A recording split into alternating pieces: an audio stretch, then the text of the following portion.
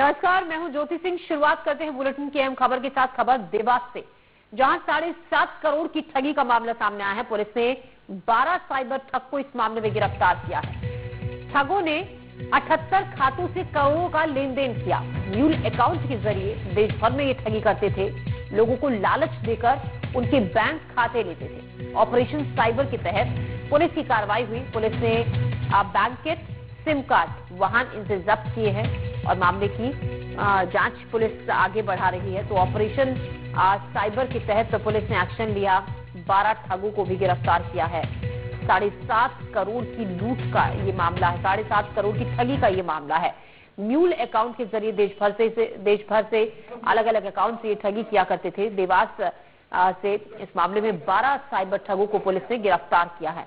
ठगों ने 78 खातों से करोड़ों का लेन देन किया। म्यूल अकाउंट के जरिए देश भर में ये लोग ठगी करते थे। 12 ठग जिनको पुलिस ने गिरफ्तार किया है।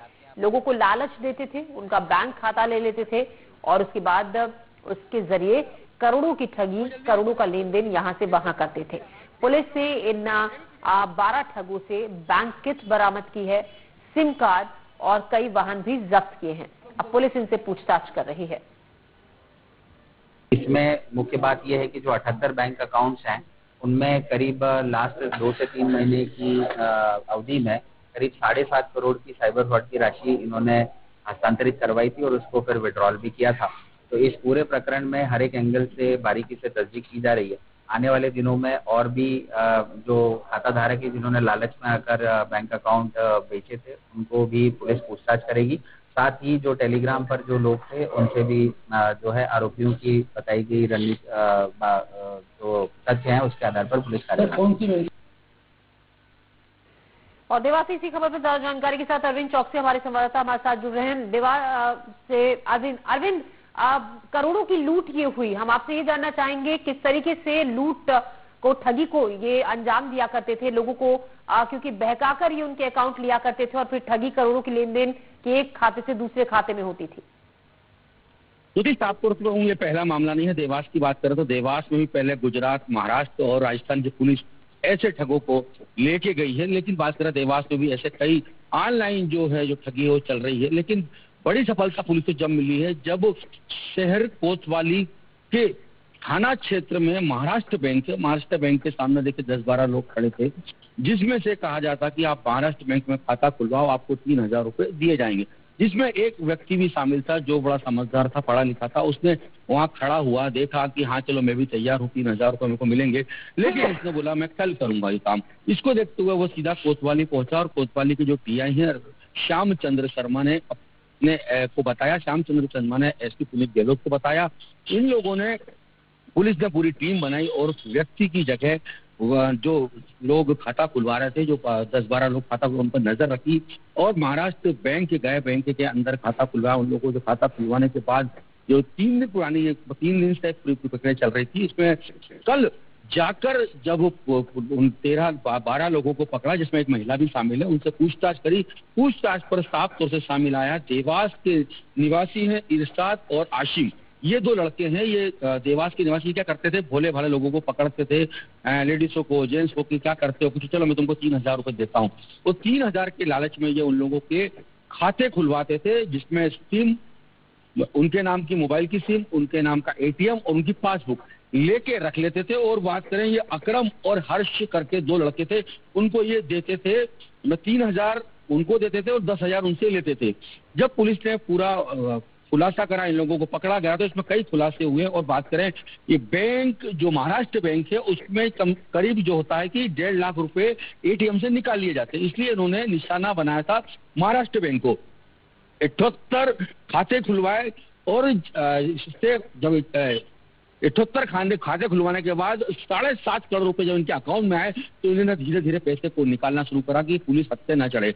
लेकिन इन्होंने क्या करा, जय खरीदी करी, सोने चांदी करी, पेट्रोल डलवाए और कई जो सोने चांदी वाले दुकानों की जो POS मशीन होती है उससे पैसे इन्होंने निकलवाए। बोले 3% का उनको लालच दिया कि आपका जो भी 3% लगता है वो आप दे दो, हमको नगद पैसे दे दो। पुलिस ने उनको भी बनाया, आरोपी बनाया, उनको भी पकड़ा है। और पुलिस का कहना है कई खुलासे होते हैं, ये 7.5 करोड़ रुपए तो कम है और बड़े खुलासे उन मध्य प्रदेश ही नहीं बल्कि देवास ही नहीं, जिस तरीके से आप बता रहे हैं कि पूरी प्लानिंग एक तरीके से की गई थी और पूरी आगे की एक रणनीति बनाई गई कि किस तरीके से ये बैंक से पैसे निकालेंगे, लोगों को बेवकूफ बनाकर उनके खाते खुलवाए गए।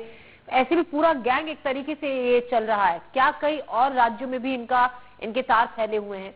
और बैंक से जिससे इन्होंने अकाउंट खुलवाए हैं, जाहिर तौर पर बैंक के भी कुछ कर्मचारी इसमें उनकी भी मिलीभगत संभव है, जिस तरीके से करोड़ों की ये ठगी हुई है। ज्योति साफ तौर से देवास एसपी पुनीत गहलोत ने बैंक को लेटर लिखा है कि आप इतने खाते खुलवाते हैं, क्या उनकी जानकारी लेते हैं, लेकिन बैंक के कोई अधिकारी इसमें बोलने को तैयार है। एनडीटीवी की टीम जब कल महाराष्ट्र बैंक गई थी तो उन्होंने साफ तौर से कैमरे के सामने से आने से मना कर दिया, बल्कि बैंक का सामने से विजुअल बनाने से भी गार्ड ने मना कर दिया है। देवास एसपी पुनीत गहलोत ने और जानकारी ली है कि जो 78 जो खाते थे उनमें पैसा बाहर से भी आया है, गुजरात महाराष्ट्र से पैसा आया।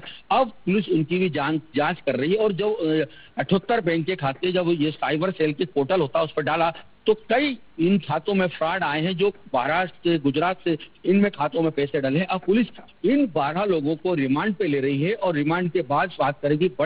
और भी कई बड़े खुलासे हो सकते हैं, इनके पीछे कौन है, किसका हाथ है, और हो सकता है कि इनके पीछे कोई बड़ी गैंग भी काम कर रही होगी। लेकिन बात करें देवास में ऐसे साइबर ऐसे जो धोखाधड़ी वाले कई चल रहे हैं।